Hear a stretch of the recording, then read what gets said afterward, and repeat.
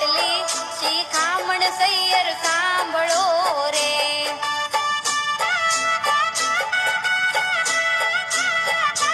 ખેતર હોય તો ગાવલડી ઘેરે બાંધજો રે.